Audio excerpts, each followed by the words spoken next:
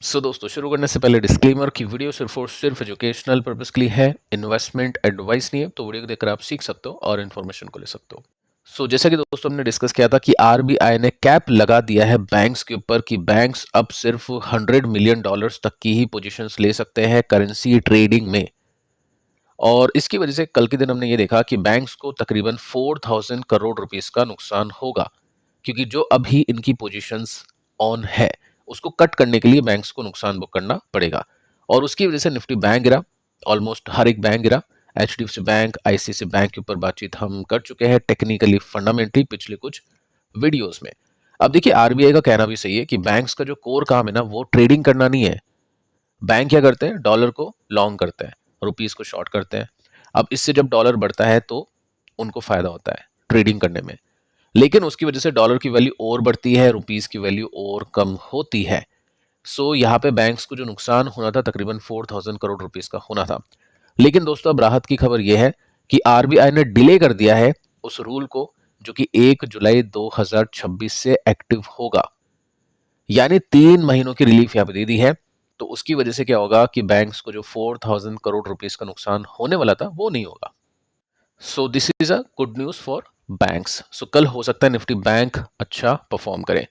Second, आप देखिए दोस्तों, यहाँ पे ये जो वीडियो है इसको बनाने का मेन मोटिव यह है कि आपको ये समझाया जाए कि डॉलर की जो वैल्यू है वो इंक्रीज करिए, रुपीस की वैल्यू डिक्रीज करिए।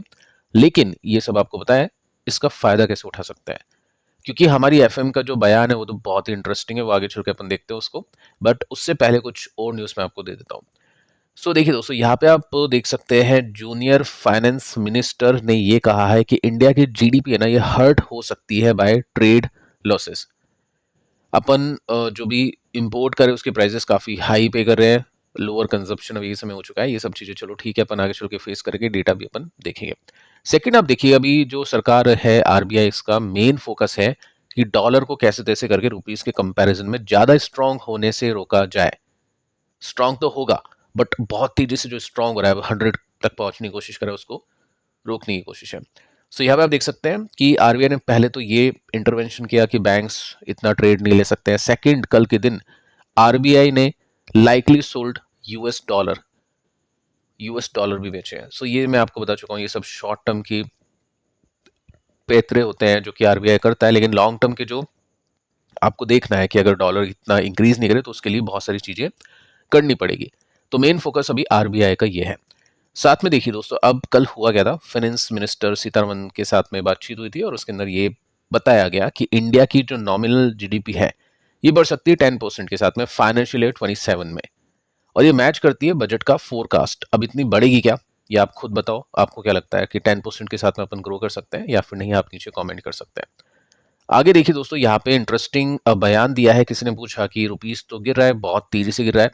यहाँ पे आप देख सकते हैं, इन्होंने कहा कि इंडिया का जो इकोनॉमिक फंडामेंटल है वो बहुत स्ट्रांग है।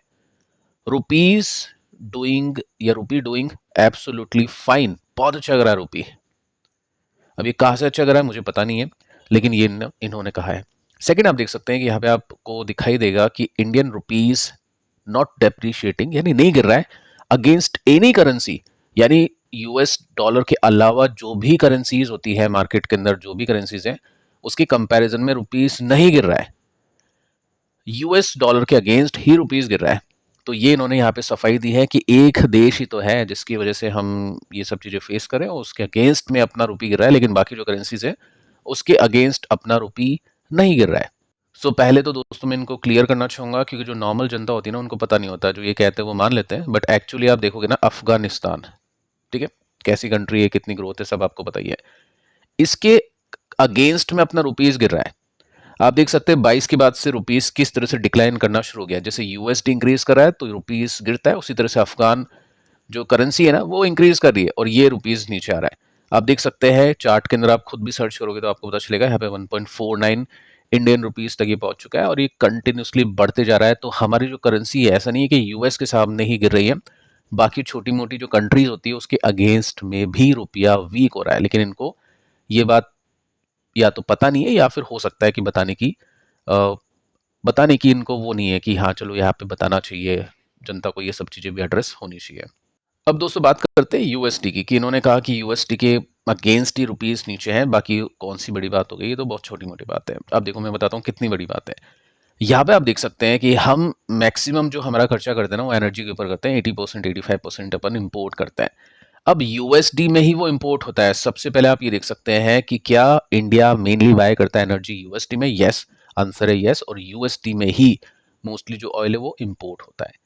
साथ में आप देख सकते हैं कि even oil comes from countries like Russia और Iran, usually priced in USD, यानी वहां से भी अगर अपन खरीदते हैं ना तो मोस्टली हम यूएसडी देकर ही खरीदते हैं। सो कितना महंगा पड़ रहा है वो चीज आप देख सकते हैं। करेंसी डेप्रिसिएशन के हिसाब से अपन यूएसडी भी कर रहे हैं जो कि बहुत बढ़ रहा है, तो फिर वैसे है और वैसे भी दिक्कत है। सो ये बहुत बड़ा मुद्दा है, बहुत इजीली इसको सल्टा दिया एफएम ने ये कह के। साथ में आप देख सकते हैं कि रिसेंटली इंडिया ट्राई कर रहा है कुछ ट्रेड इंडियन रुपीस के अंदर, लेकिन स्टिल यूएसडी डोमिनेट करता है इसको, यानी यूएसडी ही हम पे करते हैं। सो इसको लेकर दोस्तों आपके क्या कमेंट है, आप नीचे लिख सकते हैं 2 शब्द और बता सकते हैं कि आपको क्या लगता है कि रुपीस अभी बहुत अच्छा कर रहा है या नहीं कर रहा है। कुछ और डेटा मैं आपको देता हूँ और अपन ये सीखते हैं कि यहाँ पे हम किस तरह से इसका बेनिफिट उठा सकते हैं, या फिर हम किस तरह से अपने आप को सेफ रख सकते हैं, या फिर जो डैमेज है उसको अपन कंट्रोल कर सकते हैं। क्योंकि एक और बात मैं आपको बताना चाहूंगा, ये जो ब्यूरोक्रेट्स होते हैं, ये जो सरकारी अफसर होते हैं, ये बहुत इजीली बोल देते हैं इक्विटी मार्केट को ठीक है कोई फर्क नहीं पड़ता है हमको, मार्केट ऐसे वैसे, क्योंकि इनका खुद का मैक्सिमम इन्वेस्टमेंट एफडी में होता है। इनके पास में इतने पैसे आते हैं कि इनको इन्फ्लेशन को बीट करने की आवश्यकता नहीं होती है। इनके पास में और भी काफी सारे ऑप्शंस होते हैं, सब कुछ सरकार अवेलेबल करवा देती है। मैं एफएम की बात सिर्फ नहीं कर रहा हूँ, बहुत बड़े लेवल की बात कर रहा हूँ, ठीक है, ब्रॉडरली आप इसको समझना। तो इनका मैक्सिमम इन्वेस्टमेंट एफडी में होता है। डेटा आप निकाल सकते हैं अगर आपको निकालना आता है तो, बाकी आगे हो सके तो मैं बता दूंगा, बाकी मैं जो बोल रहा हूँ वो फैक्ट है। तो एफडी में इन्वेस्टमेंट होता है तो होगा क्या, इन सब प्रॉब्लम्स के चलते एफडी के ब्याज बढ़ते हैं। जैसे हम देखते हैं रेट हाइक हो गया तो उनमें ज्यादा अच्छे रिटर्न्स मिलते हैं। सो वो एक पॉइंट है। इसलिए यहाँ पे स्टॉक मार्केट को इतनी कुछ खास वैल्यू दी नहीं जाती, जबकि मैक्सिमम जो टैक्स है वो सब स्टॉक मार्केट से आता है, बढ़ता है, क्योंकि अभी के समय रिटेल इन्वेस्टर्स काफी इन्वेस्टेड है, तो यहाँ पे ये सब चीजें देखी नहीं जाती है। सो ये पॉइंट है। बाकी आपको क्या कहना है आप नीचे लिख सकते हैं। अब देखिए दोस्तों एक फैक्ट मैं आपको बताता हूँ यहाँ पे हुआ क्या है। रुपीस और डॉलर का डेटा मैंने आपको यहाँ पे दिखाने की कोशिश की है जो कि 2013 से अभी तक है। टेपर टेंट्रम ये क्या होता है आपको आगे चल के मैं बताऊंगा। अब देखिए यहाँ पे जो बिल्डिंग है ना, जैसे 2010-11 है, तो अगर ऊपर की तरफ ये बिल्डिंग है इट मीन्स डॉलर कमजोर था। 11-12, 12-13, 13-14 के अंदर डॉलर ये वीक था। 14-16 इतना लंबा टाइम था, इतने साल चले गए जिसमें डॉलर स्ट्रांग था, रुपीस वीक था, ठीक है। यहाँ पे आप देख सकते हैं 1-2-3 साल रुपीज स्ट्रांग रहा, बाकी वीकनेस ही देखने को मिली है। तो इसका मतलब क्या है, सबसे पहले देखिए दोस्तों टेपर टेंट्रम क्रैश ये क्या है। 2013 से जो बहुत लंबा चला था, 14 तक ये सब चली थी, मतलब 14 नहीं बोलूंगा मैं तो 16 तक बोलूंगा। यहाँ पे आप देख सकते हैं सिंपली 15-16 तक, ठीक है। सो यहाँ पे हुआ क्या है,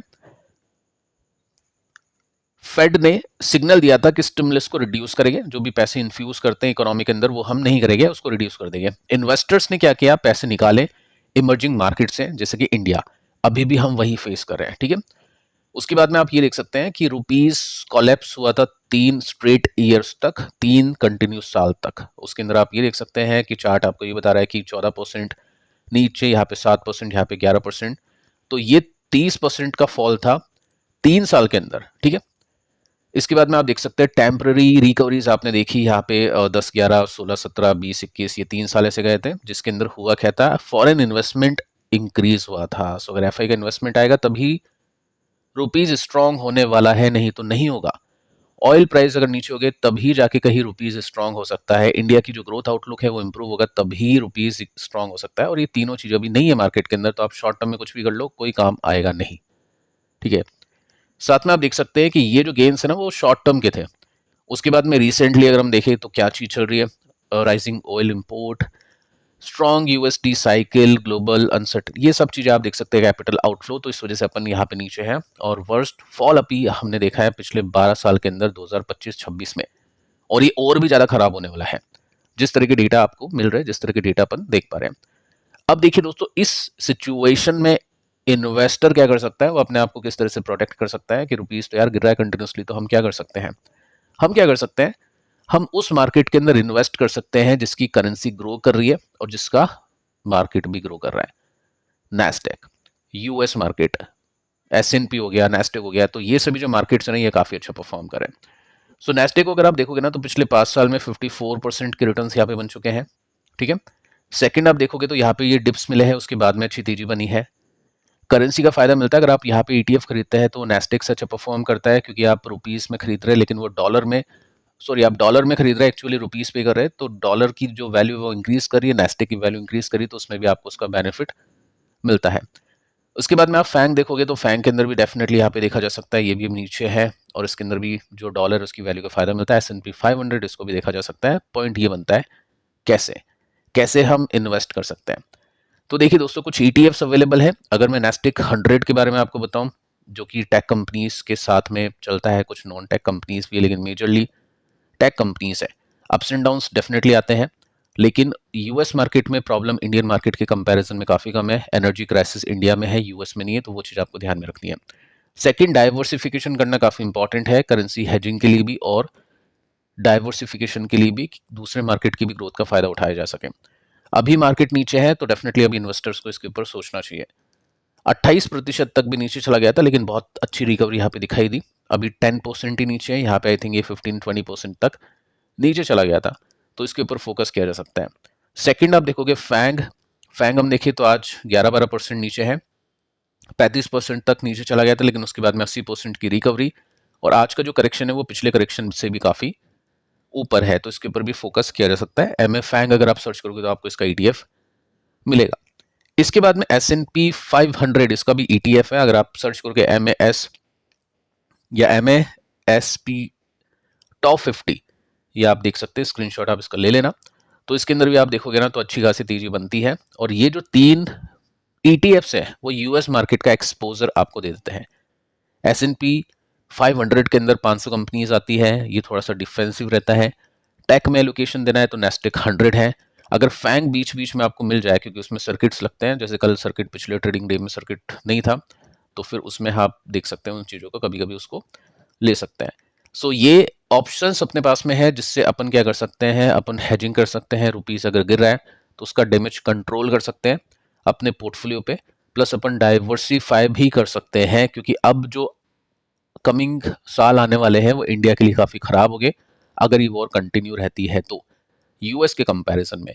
तो पोर्टफोलियो डाइवर्सिफिकेशन भी काफ़ी इंपॉर्टेंट है, एसेट एलोकेशन भी अभी के समय काफ़ी इंपॉर्टेंट है, तो इन चीज़ों को आप कंसीडर कर सकते हैं। क्योंकि सरकार आपको नहीं बताएगी, आपको अपने आप अपनी रिसर्च करनी पड़ेगी, क्योंकि सरकारी अफसर के इन्वेस्टमेंट स्टॉक मार्केट में नहीं होते हैं, इनके इन्वेस्टमेंट मोस्टली एफडीज में होते हैं, तो इनको इतना कुछ खास मतलब नहीं होता है, लेकिन हमको यहाँ पे ग्रोथ के हिसाब से चीज़ों को देखना पड़ता है। सो फिलहाल दोस्तों इस वीडियो में इतना ही। कल के 3 वीडियोस पे आप देख लेना, स्टॉक्स के ऊपर डिस्कशन किया है, यहाँ पे कुछ इंटरेस्टिंग कंपनी के स्टॉक्स हैं, इनको आप चेक कर सकते हैं। पिछली वीडियोस को भी आप देख लेना। मिलते हैं नेक्स्ट वीडियो में, तब तक के लिए बाय बाय।